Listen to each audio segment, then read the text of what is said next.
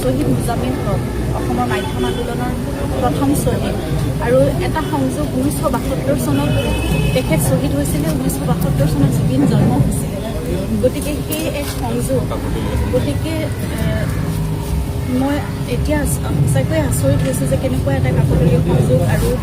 সেই সন্মানে তেওঁ লাভ কৰিবলৈ আজি সক্ষম হৈছে তেওঁ নিজ হাতেৰে গ্ৰহণ কৰিব পাৰিলে নিশ্চয় সুখী হ'লহেঁতেন কাৰণ ঘোষণাটো আগতেই হৈছিলে তাৰপিছতহে এনেকুৱা দুৰ্ভগীয়া ঘটনা ঘটি গ'ল যি কি নহওক 6 অক্টোবৰ তাৰিখটো এটা আমাৰ কাৰণে উল্লেখযোগ্য দিন হিচাপে তেওঁলোকে যদিও আমাৰ বাবে দুখৰ দিন কাৰণ সেইদিনা আমি শ্বহীদ মুজামিল হক হেৰুৱাব লগা হৈছিল সেই দিনটো তেওঁলোকে খুব আগ্ৰহেৰে আৰু খুব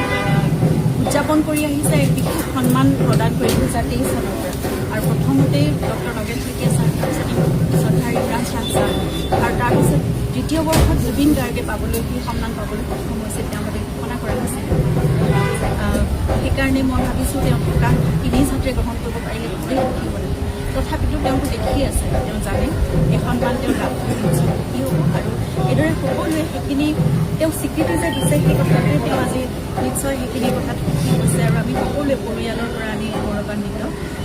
এনেদৰে সকলোৱে জুবিনক মনত ৰাখক তেওঁৰ সৃষ্টিৰে যি কৰ্মৰাজি যেনেদৰে স্বীকৃতি দিছে আজি সেইখিনি সদায় অমৰ হৈ থাকক কামনা কৰিছোঁ আৰু আপোনালোকৰ বহুত বহুত শুভকামনা আৰু